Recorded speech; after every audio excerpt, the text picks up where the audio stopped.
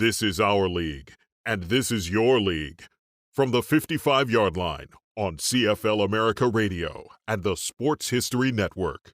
Stand by, 15 seconds to air. Stand by all cameras and videotape. Ready with your opening graphics. Stand by, Howard. Here we come, Frank. Ready, Don. Stand by audio, your opening music, and roll tape. Take tape.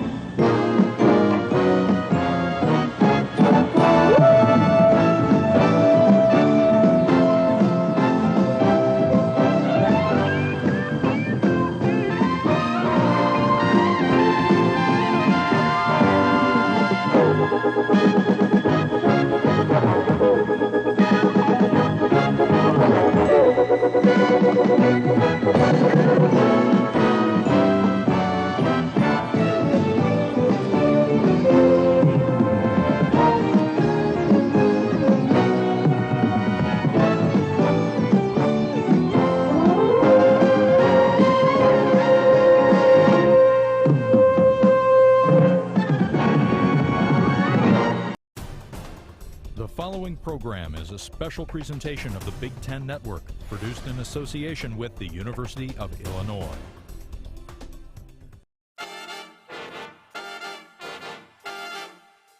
When you think Illinois football, I do. I think Red Grange, he's the man. All-time greatest, if not the greatest, halfback in the history of the game. You get all the credit when the guy makes touchdowns, see, but to me he's the most unimportant fella on a football team, and I mean that. Considered really the best college football player to ever put on a helmet. I think the people will be just taken back with the statue. He was a guy born to run and to play football. He became a national figure. He became the person recognized as being maybe the most significant player to start the NFL. I mean, that started as a beer league, and Red Grange turned it into something more legitimate.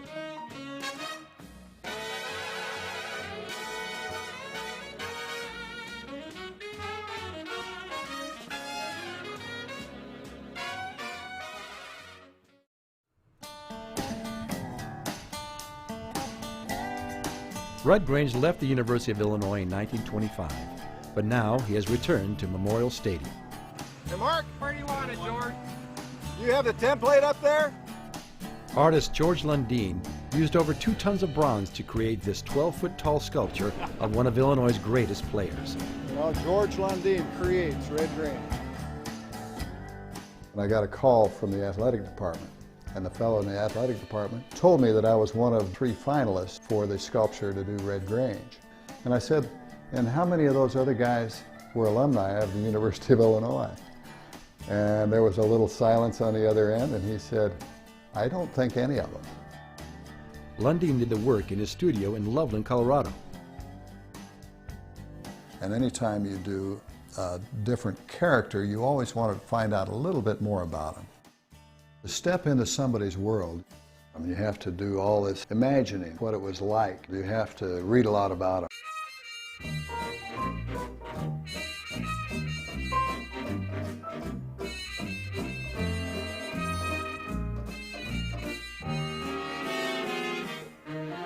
I think if you try to find a point in somebody's life that probably changed their life, that's the point that I wanted to capture. That's the time period I wanted to capture.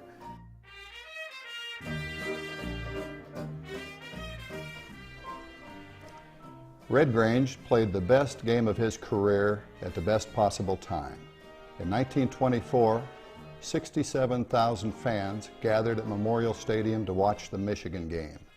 In the first 12 minutes, they witnessed football history. It's homecoming at Illinois. Thousands of old grads and students gather for the annual pep rally on the night before the big game. Now for a look at the Memorial Stadium, dedicated to the Illini who gave their lives in the World War. On October 18, 1924, Illinois was set to play Michigan for what many considered to be the Big Ten championship game. Big Ten opener, first game in Memorial Stadium.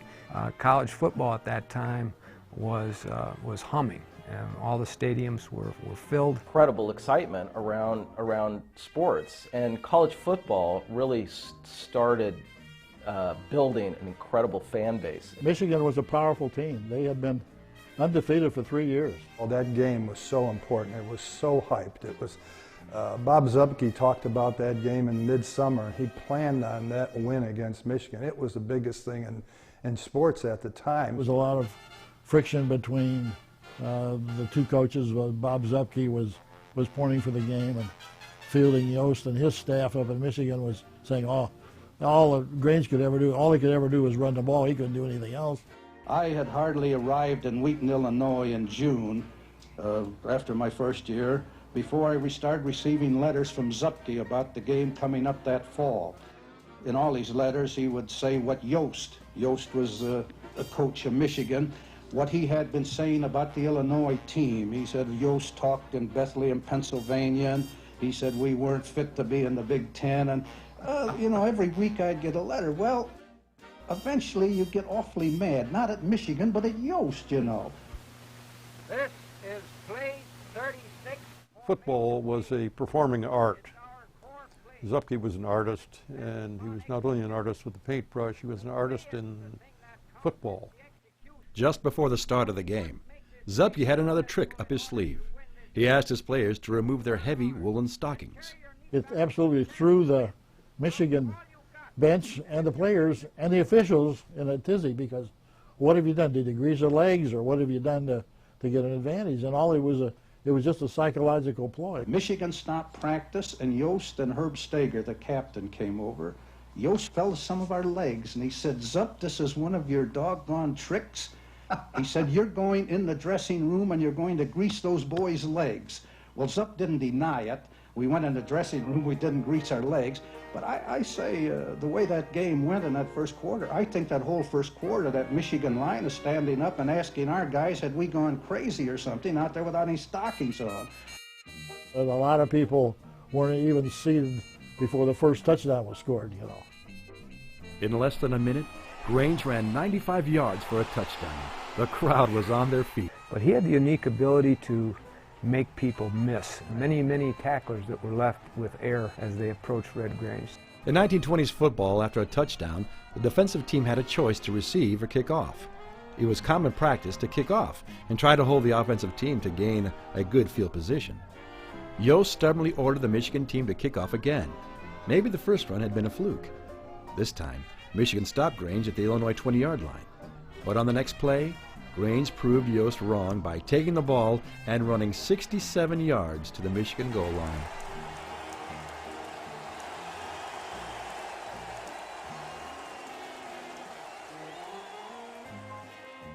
As Red Grange ran against the Michigan defense, Quinn Ryan of Chicago's WGN Radio was at the stadium, broadcasting the station's first football game. Listeners thought the news of the second touchdown was a joke. After a series of plays, Grange again took the ball. Just when people thought it couldn't happen again, he ran 56 yards to a third touchdown. Red Grange went on to score another touchdown and passed for a sixth before the final score of 39-14. Michigan hadn't lost a game in 2 seasons, and now one man had beaten them. So how did he do it? I think the planets lined up right. It was his teammates made the blocks, he made the runs, he made all the right cuts. I've often said your grandmother could have scored touchdowns on that day, and possibly they could. I know mine could, because she was only 90 years old. When you think about the significance of 6 touchdowns, 6 touches, I don't think anybody's going to do that again.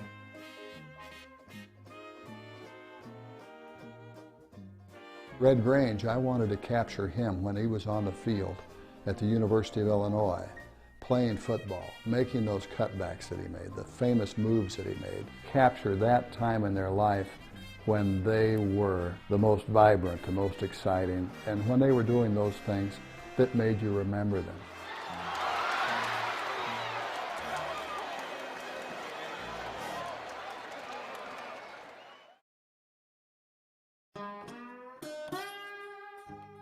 Red Grange's record stood for 60 years at Illinois, and now a new statue stands in his honor at Memorial Stadium.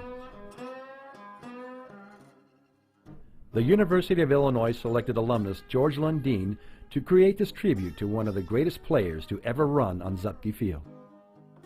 When I start a piece, I always sketch it first. I think that's something you learn early in life, how to draw. And not so much how to draw what you see out there, but sometimes what you see in here, and that's the most important thing.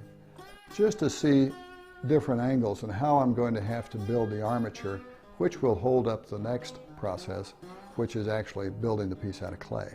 Red Grange had a really tough childhood.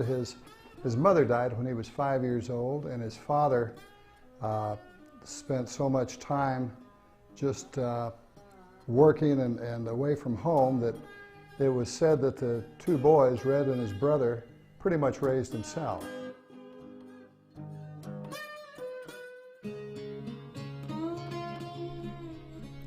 Lyle and Sadie Grange had 2 girls and 2 boys in Forksville, Pennsylvania.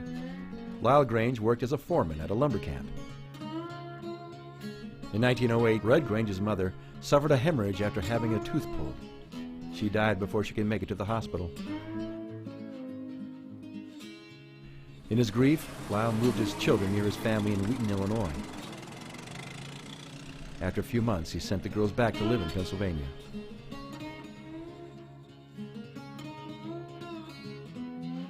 In 1910, Wheaton, Illinois was home to about 4,000 people. There was a main street with a garage, a hardware store, a fire station, and 1 policeman. His name was Lyle Grange. Wheaton is a small town and is seen as sort of a farming community. But it was close to Chicago, and there was actually a lot of crime, and Grange really worried about his father. Lyle Grange was a very tough sort. He was known for getting in fistfights. He really liked aggression. Grange always admired his father for his toughness, and people were scared of this man. If you talk to the older folks that knew that family, most people would say that Grange boys sort of raised themselves. Harold, who everyone called Red, and his brother Garland cooked, cleaned, and took care of each other. Red and his brother would sneak out to play football at an old apple orchard. Their father worried about the roughness of the game since the neighborhood boys were known to give each other broken bones and concussions. Back then, football was seen as a game that parents did not like their kids to play. It was an incredibly dangerous game, and there were a lot of football deaths during this era. Red was sneaking around playing in these pickup games at the orchard, and one day Red came back with an injured back, really hurt. Red really feared his father. Lyle Grange really didn't want his son to play football. Red really didn't want to tell him, but he could barely walk. He did finally admit that he had been playing football. And Lyle at that point decided to let him play. He saw the dedication that his son had to this game. There were few luxuries in the Grange household. Lyle impressed upon his boys a code of humility and toughness. The one place that Red felt true joy was in sports. When he was in high school, he played baseball, he ran track, and he played football. And football was his real passion. Extremely fast. What I've read, he could run a 100-yard dash under 10 seconds, which was extremely fast at the time. Won the state championship in the 100 and the 220, and I think even the broad jump in his high school career. I run the 220, and I high jumped and I broad jumped. Is that right? And I won the 220 one year, and in the broad jump one year, and won the 100 one year. The University of Illinois would do some sort of recruiting. Back in the 20s, they would have track meets. Zupke would reluctantly walk out there and watch these kids, and one day he saw a flash going by on the track. That was Red Grange. He really did want this kid. He worked really hard. You know, I guess the story, about him being an iceman and lugging up those big ice cubes up the second and third floor certainly helped. In high school, Grange worked for the Thompson Ice Company, making $37.50 a week. He lugged 50-pound blocks of ice to the businesses and housewives of Wheaton. At school, he earned 16 varsity letters in 4 sports. Soon Red Grange was getting encouraging news from a man whose very name meant football in Illinois, Coach Bob Zupke.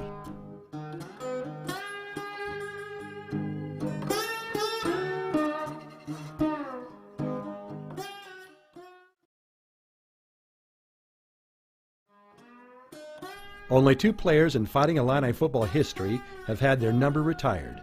One is number 77, Harold Red Grange. Artist George Lundeen captured the galloping ghost just as he ran on this field over 80 years ago. Lundeen did the work in his studio in Loveland, Colorado. When I first start a piece like this, I'll start with a few sketches. But right away, I'll grab some clay. I'll start to form small pieces, the head and the torso and the arms and how the legs come out of this piece.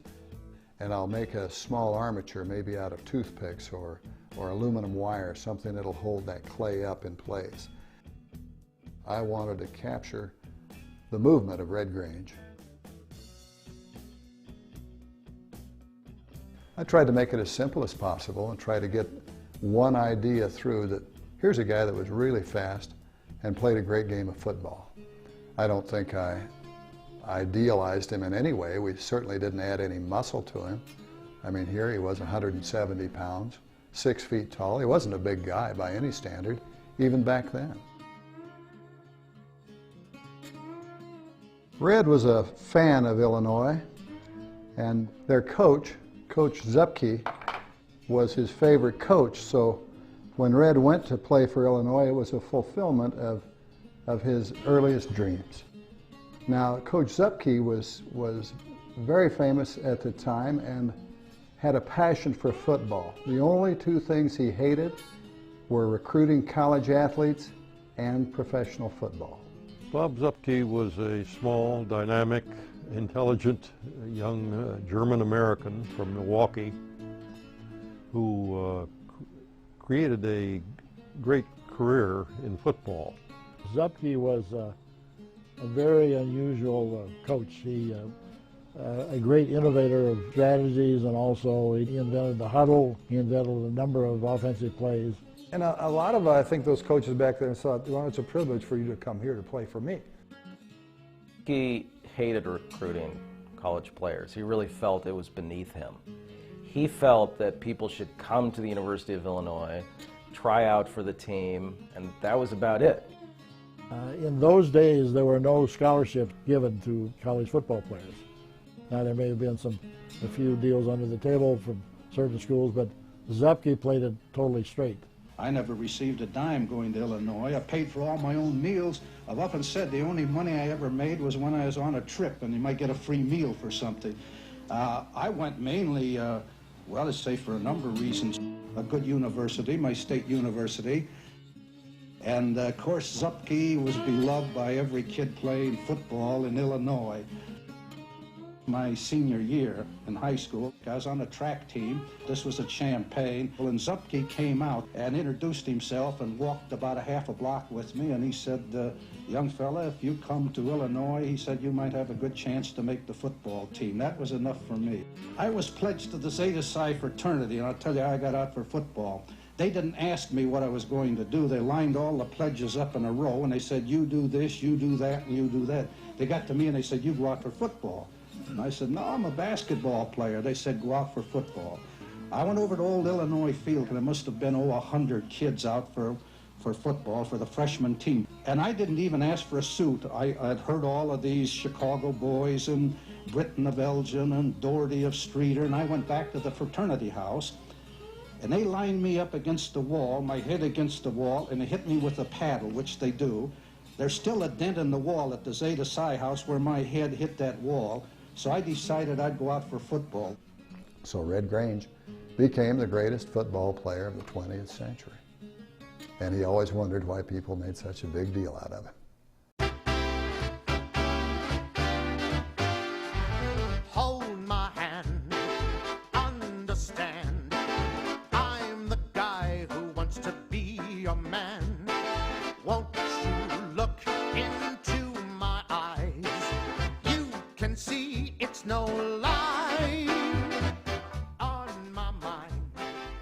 You know, I'll bet when Red Grange was still alive, probably in his 60s or 70s, they could have gone up to his house, knocked on his door, and I would imagine he would have let you go inside, have a cup of coffee with him, and he probably would have told you about all those days when he was playing football.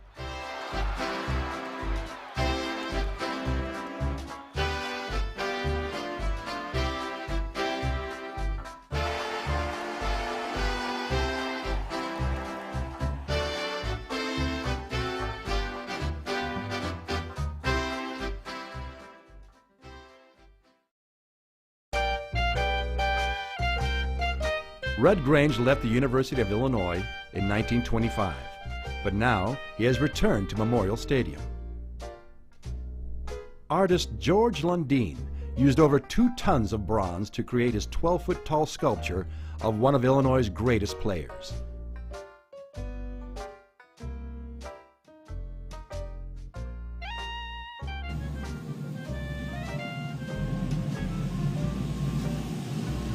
About 15 minutes before we're ready. About 15? Yeah, about 15. Right now we're melting the metal, which will go in the mold. We'll be casting Red Grange in the lost wax casting process. We have the pieces in shell. Those still have the wax in them. We put the wax shells in the oven, then once the oven's very, very hot, it melts the wax out. Once the door's open, we roll the shells out. He'll be picking up the shells, moving them into the sand. At that point, they grab the crucible from the furnace, and then we pull the crucible out. We'll be pouring the bronze into the shells. Now all of that metal will go everywhere where the wax was. So it's a whole process. We start with the clay, we go to the wax, and then we go to the bronze. So the bronze looks like the wax, which looks like the clay. And hopefully it all turns out great. If it doesn't, we start all over again. The original piece was sculpted in one big piece, and then once that piece was finished, we had to cut it up into separate pieces in order to make molds of it.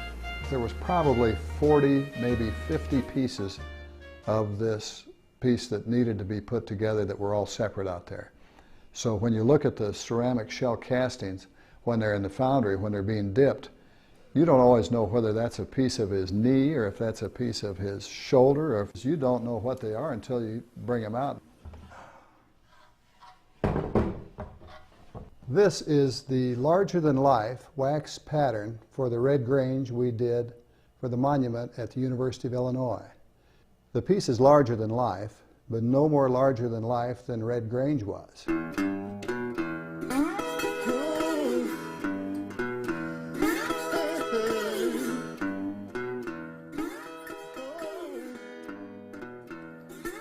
In August of 1925, The Freshman, starring Harold Lloyd, was showing at Champaign's Virginia Theater. Charles Pyle was part owner of the Virginia Theater, managing the theater, and he let the football players come in for free. Pyle, who was known as Cash and Carry Pyle, was ready to move on from the Virginia Theater and his debts in Champaign. He was already working on his next big thing, and it had just walked into his lobby. And he started befriending Grange. And Grange got a kick out of this guy. Big game coming up on Saturday here. It was a heck of a lot of fun. He always had women around, he smoked, went to the barber every day and BS'd with everybody, and he was a guy you like to hang out with. I've read a little bit about C.C. Pyle, but it was the kind of guy that I probably wish I would have met sometime in my life. Some people believe that Pyle cheated Red Grange, but Red made a statement and said that every man would be lucky enough to know C.C. Pyle. So I'll take Red at what he said.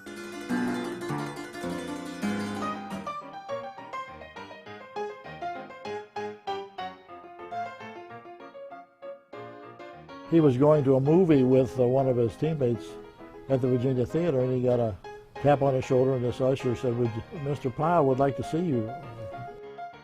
And he said to the kid, he said, how would you like to make $100,000 or more, you know, cash? And of course, Red was taken aback. He says, you're not serious, what do you mean? You know, and he said, well, I got some ideas. At the Virginia Theater, Red Grange shook Pyle's hand. The deal was done, but no one would know until Grange played his last college game. They kept it secret because they didn't want to ruin Grange's eligibility. Grange didn't want to embarrass the University of Illinois. He didn't want to lose the respect of Bob Zupke. A kid that he considered his son was going to join professional football, which he considered joining a criminal syndicate.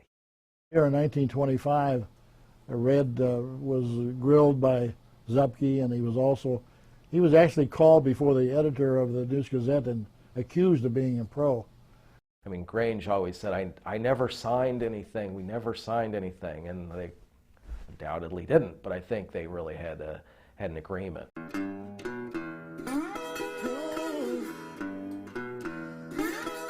That last season for Grange was a tough season. The team wasn't so good his senior year. Zupke pointed the season toward a game in Pennsylvania. And this was a big deal because could he go against an Eastern power and beat this team? Then they went out there and just took Pennsylvania apart.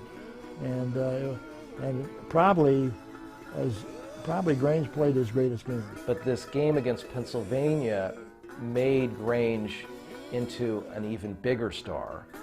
On that Halloween day in 1925, Red Grange scored 3 touchdowns. The final score was Illinois 24, Penn 2. The awe felt by the great Eastern sports writers was soon read across the country. Grantland Rice watched Red play in the mist at Franklin Field and dubbed him the Galloping Ghost. The only person more excited about the win than Zupke was C.C. Pyle. Here was a guy who, once again, performed in the big game, and he was looking at dollar signs down there. 3 weeks later, Illinois faced Ohio State at Columbus. A crowd of over 84,000 people gathered in the stadium. Many camped out for tickets and tried to sneak past the gates, all to watch Grange's last time on the college gridiron. Illinois won the game, but the real drama happened after the last play. Grange announced to a flood of reporters, "I am turning pro." As the team left the locker room, Zupke asked Red to go for a ride. He thought he could talk him out of it, but he let him know how opposed he was and how upset he was about this whole thing. And Zupke and Rockne and all the great coaches were just death on the NFL. College football was really seen as a maker of men, whereas pro football was seen as really a disgrace. It was really a beer league, is what pro football was. The NFL was just a beer league.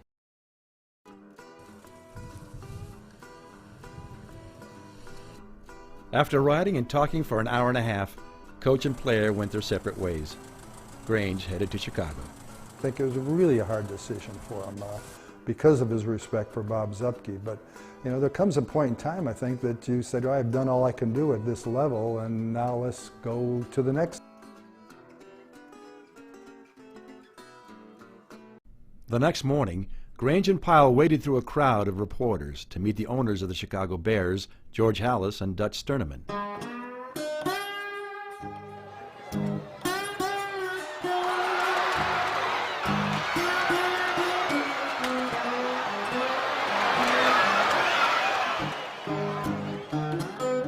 There was probably 40, maybe 50 pieces of this piece that needed to be put together that were all separate out there.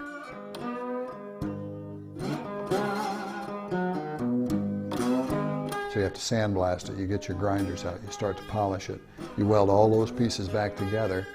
Very hands-on, intensive process that takes a lot of skill and a lot of good workers to make it work.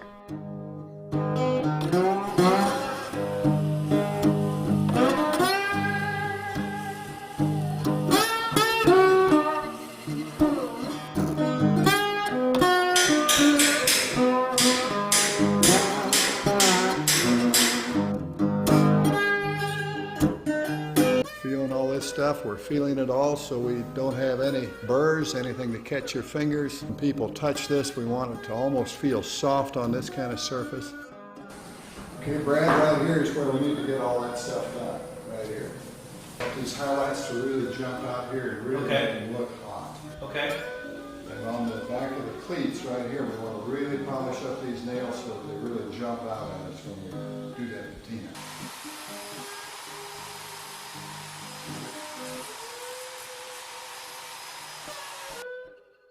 When I look out at the piece when it's nearly finished, what I'm proud of is the fact that I was chosen to be the sculptor, to do a guy that was as famous as Red Grange.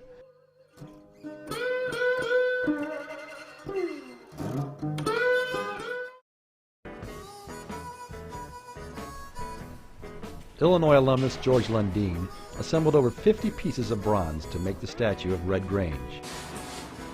How does it look up there, Tim? Now that the pieces are welded together, he prepares it for the patina, or colored glaze.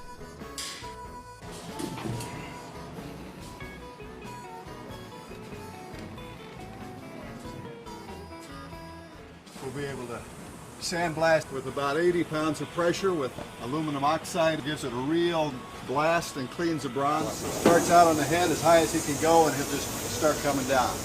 That takes all of the imperfections off the surface so that when we do the patina, it'll accept all the metal. It has no oils on it. It's very, very clean. It's right down to the surface of the metal. It has a very flat finish to it compared to the very shiny finish that it had previously. It has no more wax on the piece, no more dirt, and no more oil. We'll spray it with liver of sulfur, turn the whole thing jet black.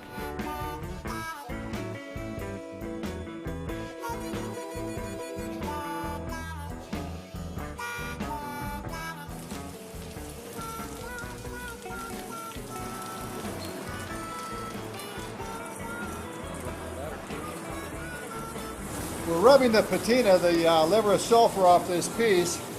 We want to rub off all of the black where we don't want it. We'll keep the black where we do want it. We want to keep the black and all of the nice little indentions and all the texture.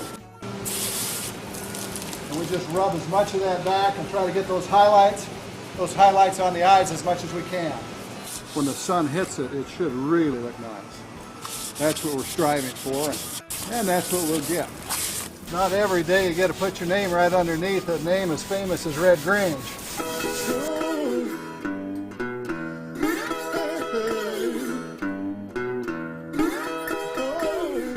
Immediately after his last college game in Columbus, Ohio, Red Grange said goodbye to his Illinois uniform. Instead of returning to Champaign with the team, he left for Chicago with his manager, C.C. Pyle. The next morning, he began a new life as a professional player with the Chicago Bears. The Bears were owned by former Illini players George Halas and Dutch Sterneman.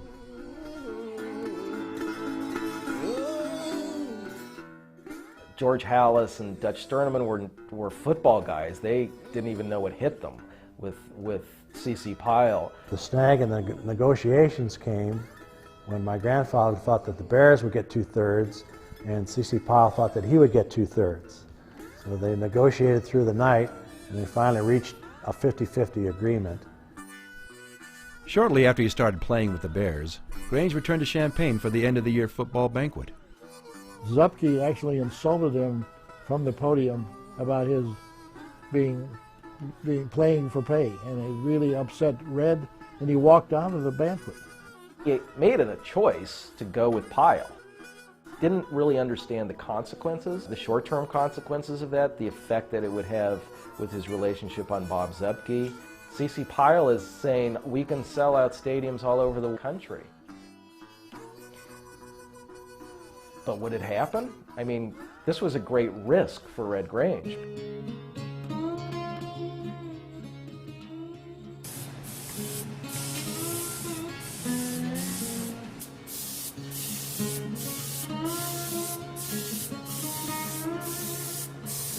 Right now we're spraying on a stabilized pigment part of the patina, which gives it this nice bluish color and lets the light come through so that you're actually seeing as much of the bronze as anywhere else because it's such a translucent color of the bronze. And then if you can go to on top of the 7, the right 7, go left to right, there you got it.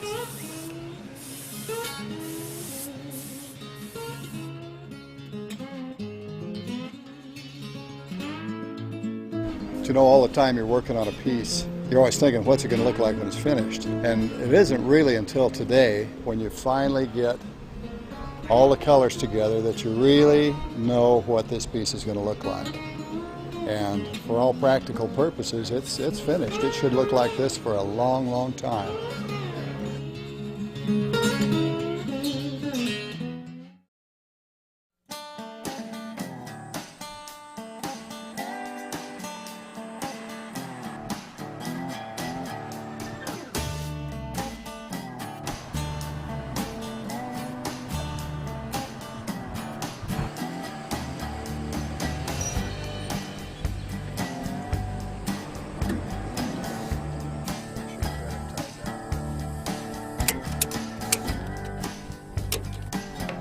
We're taking Red Grange to the University of Illinois, Champaign. We're going cross country down Interstate 70. This is the last big run Red Grange will make. One of the first big runs he made was in 1925 when his manager, Charlie Pyle, organized a barnstorming trip across the country. He traveled with the Chicago Bears, and every 2 or 3 days they had a game. In December of 1925, Red Grange and the Bears boarded a train in Chicago for a nationwide barnstorming tour.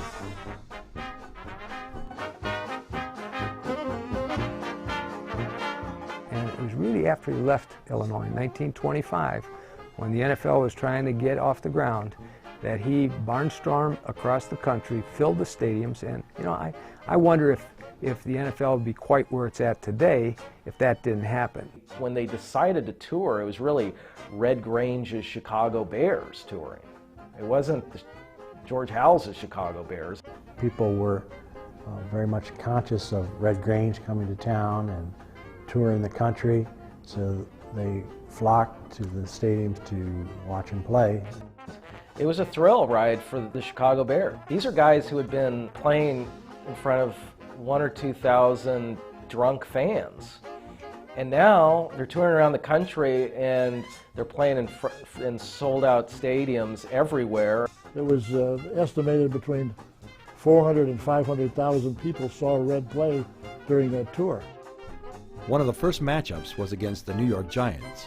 Because the Giants were going out of business. And they were struggling, and it's known as the game that saved the Giants because they sold out the Polo Grounds because of Red Grange. After the game, Grange met one of his heroes, Babe Ruth. Ruth reminded the young football player that all you gotta do is run for another touchdown and they'll yell their brains out for you. When the Bears arrived in Washington, D.C., Hallis and Grange were invited to the Oval Office to meet President Coolidge. My grandfather, Red Grange, were introduced as George Hallis and Red Grange of the Chicago Bears. And President Coolidge says, "Oh, it's very nice to meet you. I've always enjoyed animal acts." Everywhere the team went, the media and the fans could not get enough of Red Grange. Pyle was a master at marketing Grange as a small-town boy who was suddenly famous.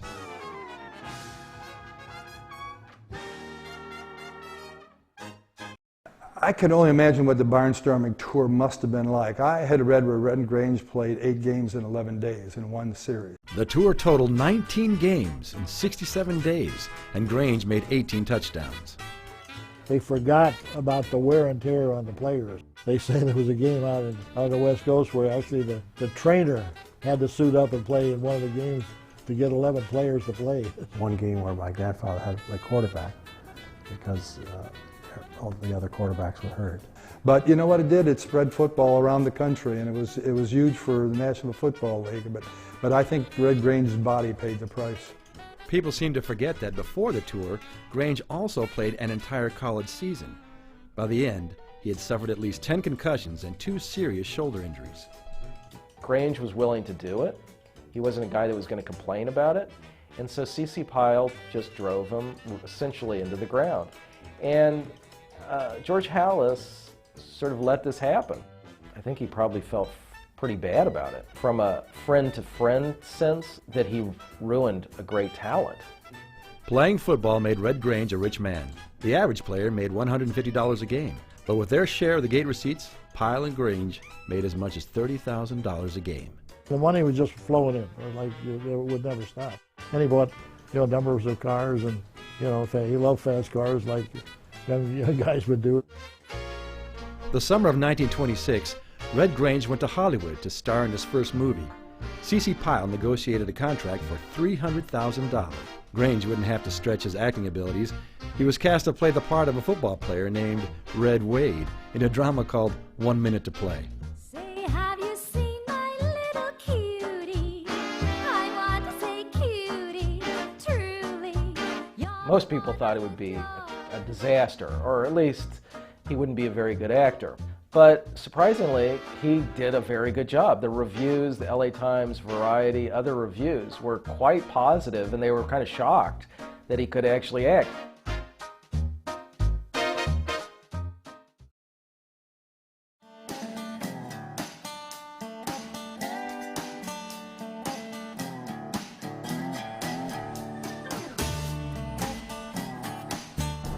About an hour ago, we stopped at a gas station in Missouri. We were fueling up, and this nice fellow came walking up to the flatbed looking at the sculpture, and he asked me, he said, "Where are you taking Red Grange?"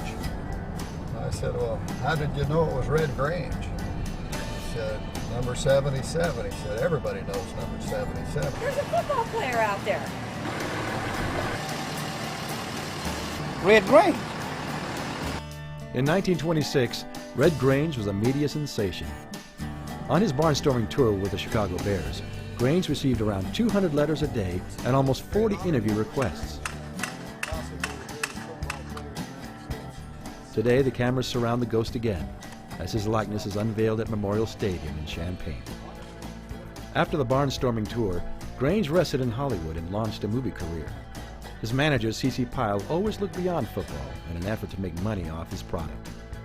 Pyle and Grange made almost $40,000 in endorsement deals, and then another $59,000 from a candy bar.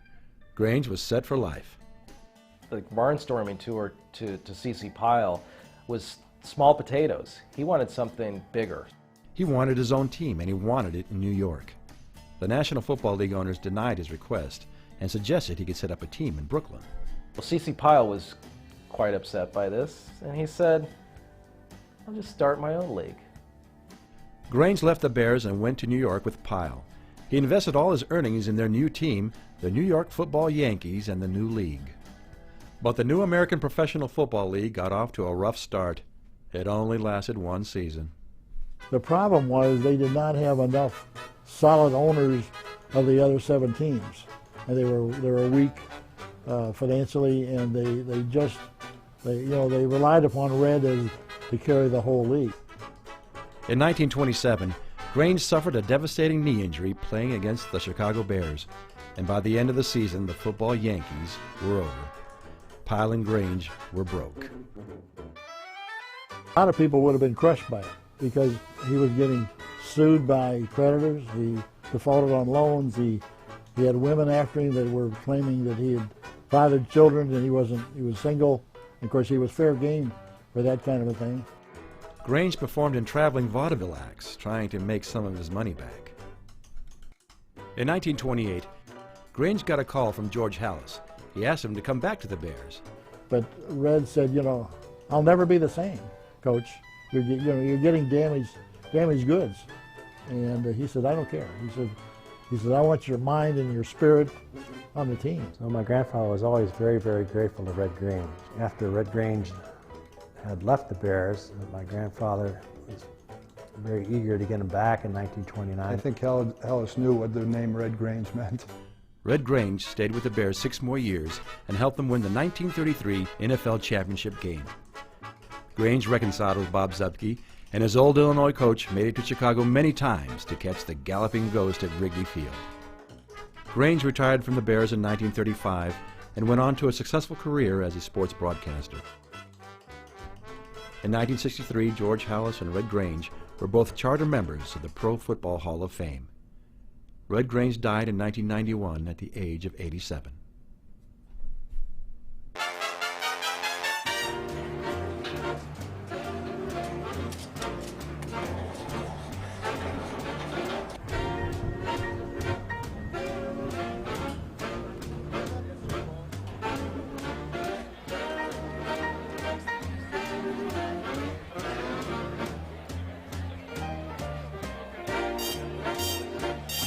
And I've been a lifelong Illini fan, and to see this is it's just absolutely outstanding. He was it. I mean, it's just gorgeous. It's got some color to it. Bigger than life, which is, I suppose, what we think of him as having been. Your influence from Seattle to see this. That's pretty sweet. That's unbelievable.